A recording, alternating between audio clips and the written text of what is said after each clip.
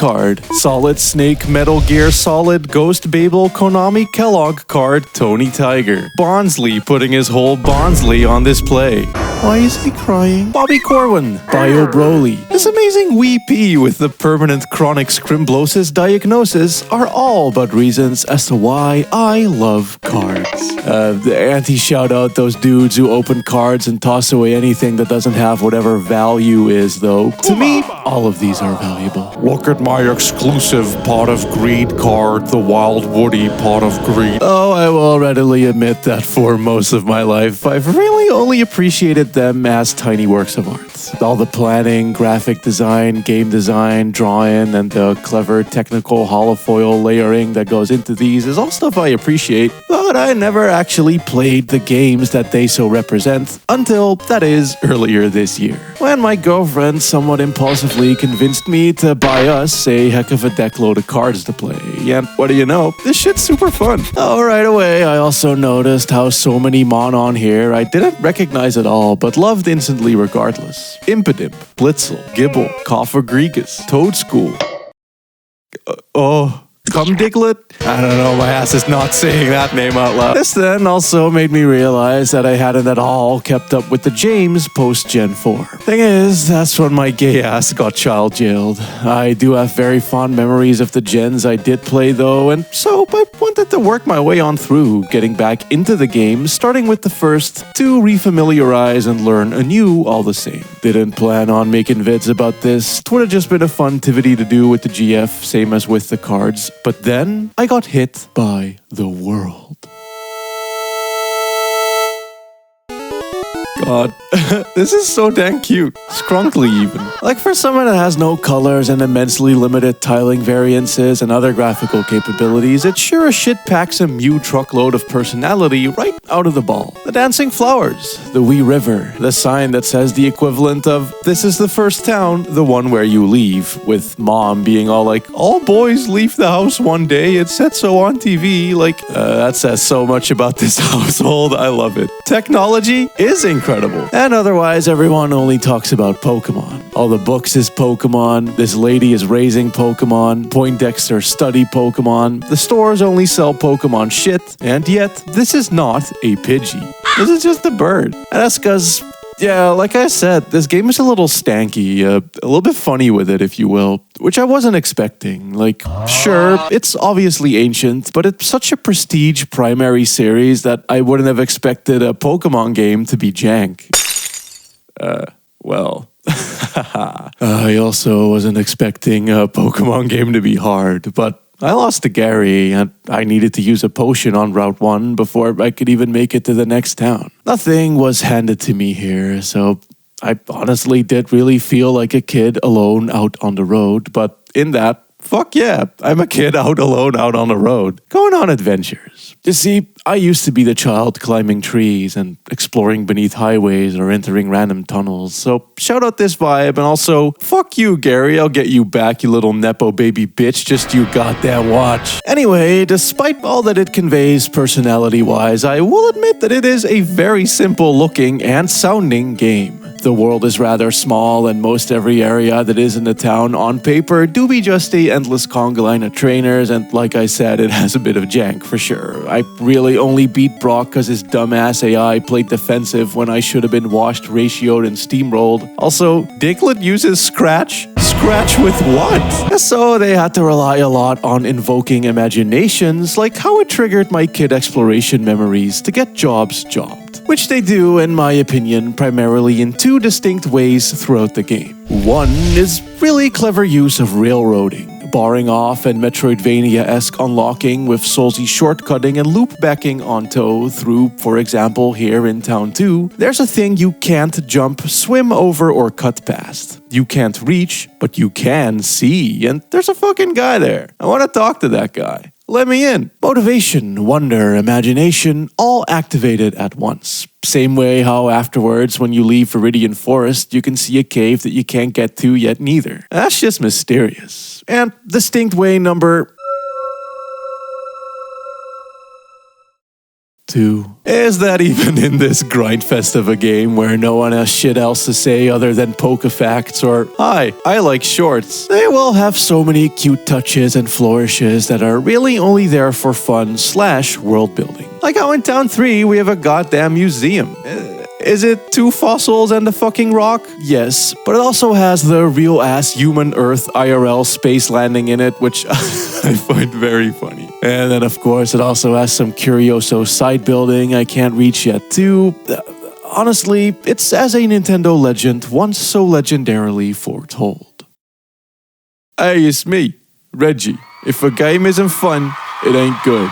That's what my mother used to say. This is why they make you suffer in this motherfuck of a cave with all the ladders and the constant and Zubats going. But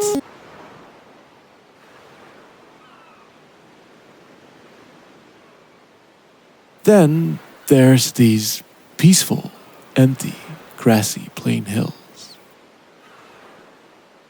No trainers. No battles, no tall grass. Simply merely a open bit of hill leading us down to my favorite town. God damn. Shout out Cerulean City, the town of water, the town of bikes, with the coolest extortionist in the world selling them. You see, despite again how simple these graphics are, Cerulean still has a totally different vibe than the other 3 towns we've been to before, being that those were all forestal, surrounded by dense trees, rock faces, and mountains, but this one, outside of the Windows XP background that leads to it, simply has water surrounding, and that conveys such a different energy, one of breeze and fresh air and openness. Aside from the unique houses that are longer and flatter with their backyards connected directly to the water and the small boardwalk exiting to the north, I also figured that it used unique floor tiles or lighter coloring or something like that to help convey this, but nah, it's genuinely just that. It ain't encased, the way every prior area had been so far. These are all the same tiles, they're just recontextualized and configured so cleverly. Really doing the most with the least, because it actually wasn't until I was here that I picked up on the flowers dancing, for instance. They've been doing that, I mentioned them doing that, but I didn't pick up on it until here, because here they just fit in so well. It really breathes in this freshness of air, this motion of the ocean, this spirit of adventure and openness post-cave forest funnel trainer hell. Hell, if you pop this sucker into a Game Boy Color, you get a really cool, nice blue hue. Obviously, I ain't playing it that way, but I could still feel that hue's energy without me knowing that it would be there at the time. Genuinely just feels like this color, and the fact that they could convey that with such limitations, I think is fucking medal-worthy. Beyond this town, we continue the XP by going further downhill where there's a circular road that is an actual road. Infrastructure, dare I say it, bike paths. There's even a fucking daycare here where one can leave their Pokemon to in time through steps gain EXP. Now, I've had quite a few game dev tangos and I suspect that they put this big circular road here to do exactly what you're seeing me doing right this instant, as Game Freak motherfuckers probably had to do this for playtesting themselves as well. In the way of my epic drifts, however, is the entrance to a cool underground pedestrian tunnel, which I love that this is here because it's such a mundane sort of normal real-life thing, but it recontextualizes it in a adventurous RPG journey setting, which is something I'll touch upon more later for sure, as now I gotta hit y'all with the straight-up harbor town, Vermilion City, port of exquisite sunsets. We don't get to see those, obviously, other than it being orange if Game Boy Color, but goddamn, if a sign ever conveyed a vibe, this one sure did. After all, it's the home of the fishing guru, who simply loves fishing. A Pokemon-driven construction site, which is such a fun touch I adore. The official Pokemon fan club is also here. No, that is not Pikachu. And of course, the famous, infamous cruise ship.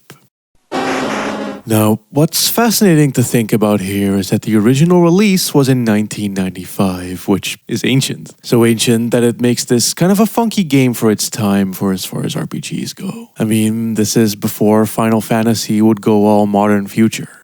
Earthbound was there, I guess, and you had SMT doing various things, but at its time, this was also sorta it. So it would have still been pretty decently ahead of the curve, what with it being an RPG with a setting this contemporary. Because we ain't going in the fucking dungeons or catacombs. No, we're just venturing off into power plants, department stores, office buildings, and cruise ships. Bonjour, I'm le waiter.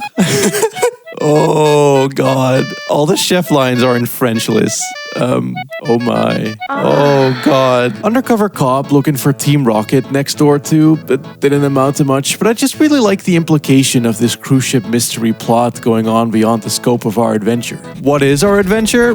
Well, we're just here to make our way on over to the seasick captain's cabin to give him a little pat on the back is all. And thus, as I gazed out across the sea from the deck of the SS Anne, I realized that this adorable set piece was really just a dungeon all along, and that this entire game is kind of just fight closets and corridors, but also that's okay. Because they do so much to make each of them different, with themes, settings, flora, fauna, and people, and goddammit, I like this boat. After all the forests and caves, this is such a fun break. Entering the many rooms, ransacking luggage, and harassing guests, being in awe at this one-of-a-kind tile set and the many goofy voice lines. Plus, above all, I dig how it existing in and of itself fleshes out this world by making it seem more as if a real living place where things happen besides people giving you poke tips and your admittedly narrow-focused journey. As indeed, you don't get to mess with the Team Rocket investigation.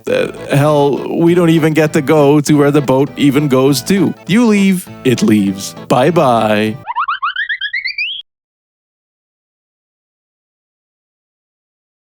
Hey, so, for October, the scary month, I released both a horror-themed drum and bass album and a horror RPG Maker game. The former is Festering Green, a spooky sequel to Positive Yellow, which sounds like this.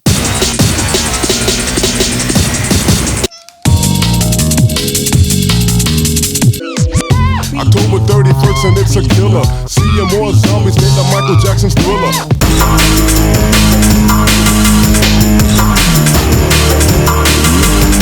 I'll give it a bigger announcement once it's on streaming, but you can already check it on Bandcamp right now. The game is an RPG Maker game called Lost in Transit, a game about the city of Beton Gardens, where whole trains full of people suddenly start disappearing in broad daylight. Whoa. It's just on itch right now, but once it'll hit Steam, I'll make a more proper announcement and trailer for it. But yeah, there you go. Back to Pomacon. Gotta be real, I fucking adore this world. It's so well constructed and interconnected.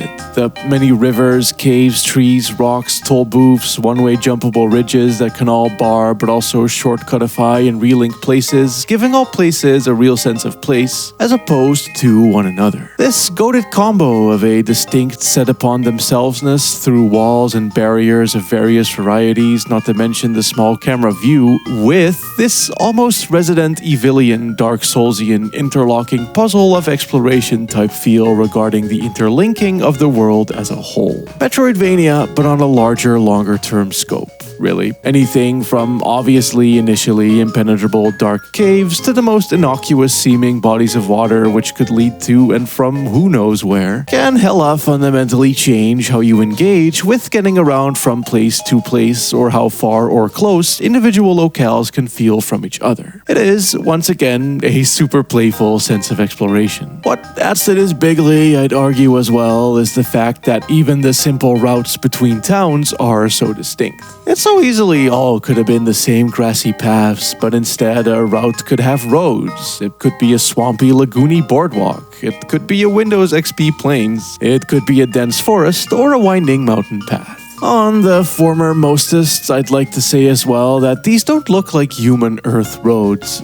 This is something very distinct to Pokemon in general and will be more obvious in later gens 3 onward, but there's a unique, futury but not far futury flavor to the infrastructure and architecture. Like, these appear almost as if some type of techno-smooth, high-powered speedway, sort of like what they have in Death Stranding. Helps that you meet and fight engineers here as well, but on top of all of that, there's no cars. These are cool, high-tech roads for walking and cycling. And That fucks for such immense reasons and makes the Pokeverse feel like such a unique utopia where almost no other futuristic media would ever dare to have an outlook that positive, and I really appreciate that about it, vacationally speaking.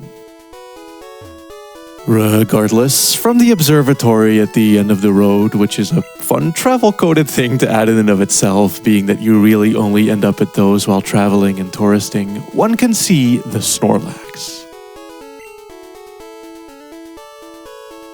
Which will be the cue we get to start Soulstrovaniaing about.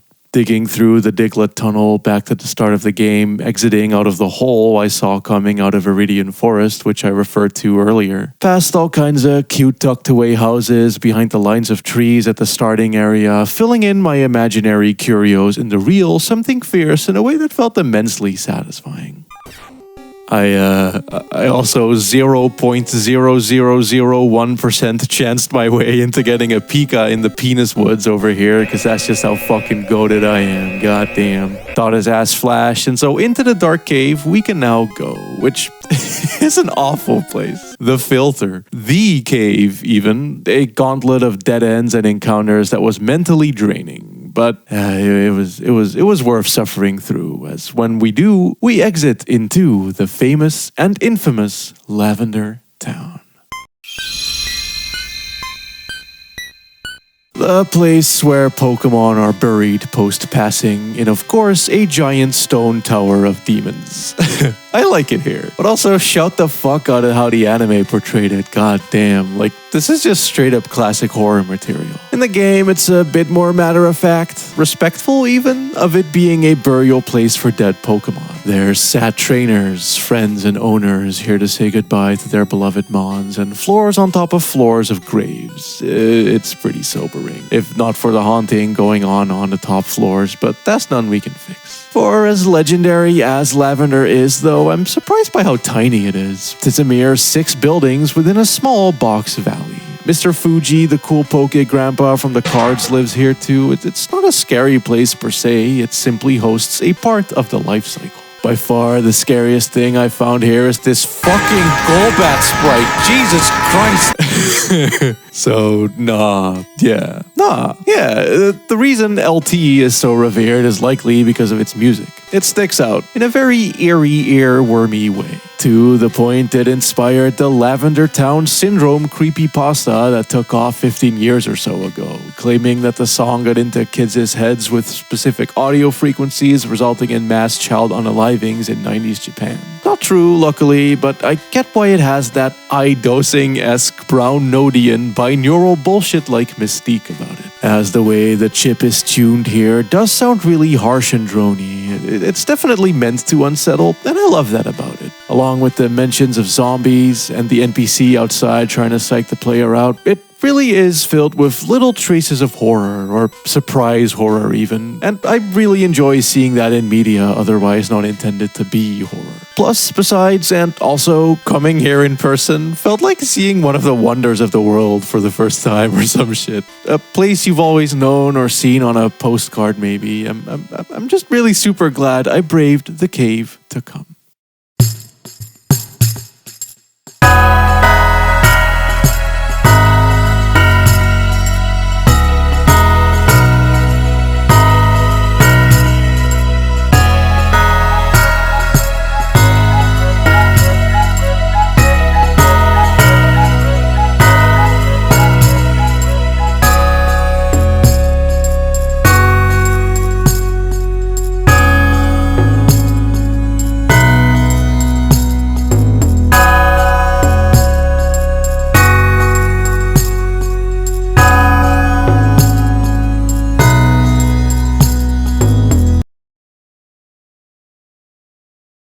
Next up on our tour is Celadon City, which really puts the city in city for once. I mean, my friend had this funky CD with Poke tunes on it, and I distinctly remember one of them being all like, "We're going down to Viridian City, yeah, we're going down to Viridian City." And then you're there, and it's like,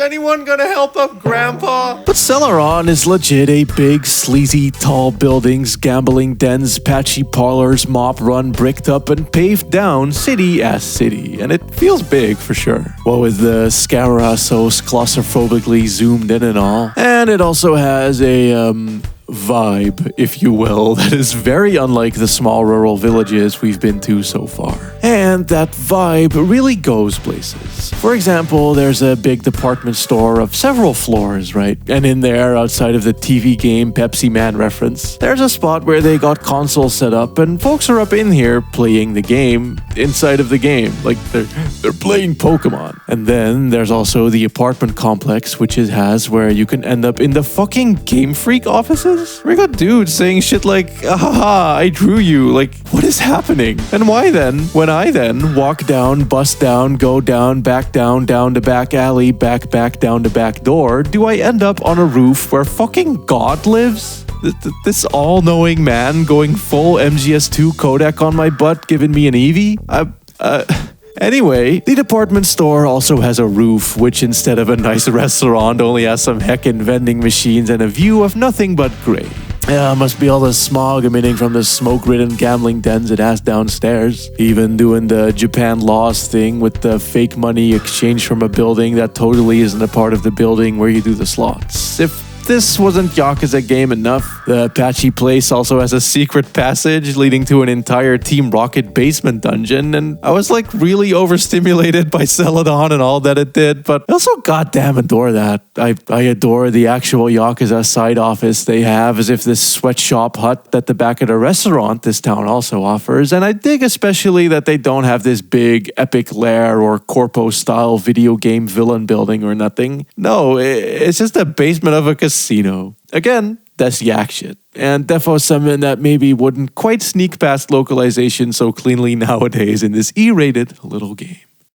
In either case, the vending machine rooftop ain't for nothing, as the sody pops one can purchase from them can actually be used to bribe the gate pigs, thus unlocking even more interconnectivity and another big new city. Saffron, that is, which I like because it's the contrast. The big, shiny metropolis with the real roads and the tower blocks. Though, honestly, what I dig about it even more is how it sits in the middle of most of the map, and all those underground tunnels we've been going through pass through underneath it. So you go below this city many times before you ever even manage to set foot in it, and once I realized that, it made the whole world click in an immensely gratifying manner. Granted, all my favorite places do lay around Saffron, not within, because I mean, obviously there's the water town up north and the Sunset City down south, though east and west? Ooh, baby, goddamn, just take a look at this. This is a literal boardwalk realm, and motherfucker know this. I love boardwalks, as I basically grew up in the boardwalk realm myself. Waterworld, Holland, bridges, canals, moats, boardwalks, houseboats. Playing on them and beside them as a kid and wondering where the ridges below bridges would go to, or what it would be like to walk across more of the water upon the wood like this. So the idea of this whole boardwalk road really fucking excites me. It's why one of the two games, aka the 3D one I'm making, will have one too. But yeah, the smell of the water, the wooden sounds of the footsteps, the breeze in the air, none of it's here, but it's still there. The spirit is captured again so damn well, just through the patches of grass connecting the planky paths, the fishermen, the lines of trees on one side. It's a really summery, breezy takeover of a river. Like Snorlax, I'd also chill the fuck out of here. He gets it. Amazing sprite, by the way. Post-boardwalk, we get even crazier as I got trapped in what I could only describe as a maze of guardrail. I have no idea what this is supposed to be, really, but it slots in super well with this concept I've been thinking of developing and toying around with, I might call urban fantasy. AKA the idea of taking real-life city things and fantasticizing them the way normal fantasy did for medieval Europe, cyberpunk for 80s Hong Kong or Tokyo, or science fiction for space.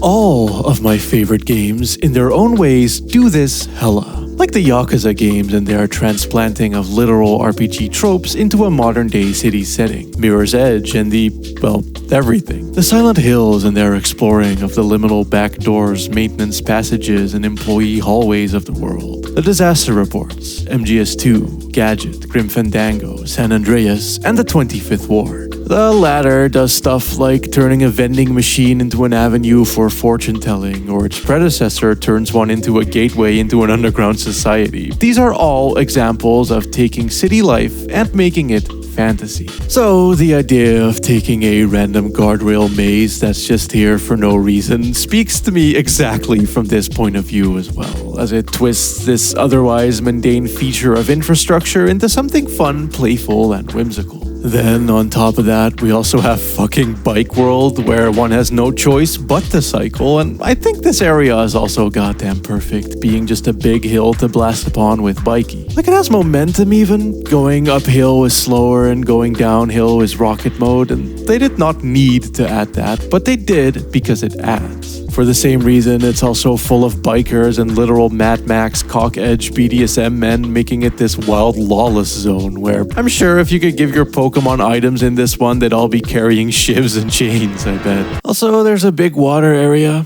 IMO, Ruby, and Sapphire will do much better things with this idea, as here at the moment it do just kind of be long water, but shout out its inclusion either way, as it really rounds out the variety of traversal so damn well. Which really makes me want to say, holy shit, what an adventure my Gen 1 vacation was.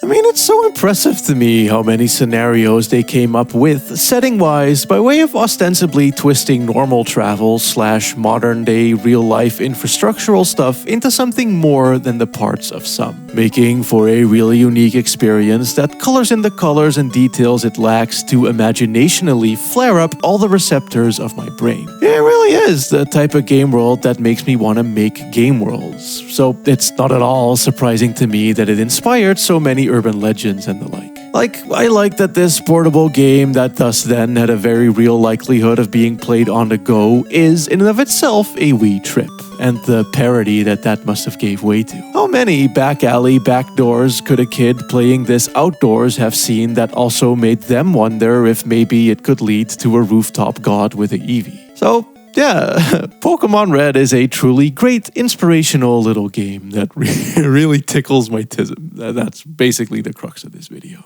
I'll say, yeah, goddamn, Gary ate shit, dumbass bitch. The fail son. The Nepo baby. Absolute loser. Struck down at his Peem because his Peem just didn't reach high enough. How sad. Boo-hoo. He even did the Gyarados thing, by the way, training a carp to make it go big, which I always used to think would be too tedious or take way too long, but no, it was actually really cute and rewarding. Made me care for the pocket creatures in my game even more, and it's what got me to be better than Gary. Like Professor Oak says, the love, it's in the game. It's in the game.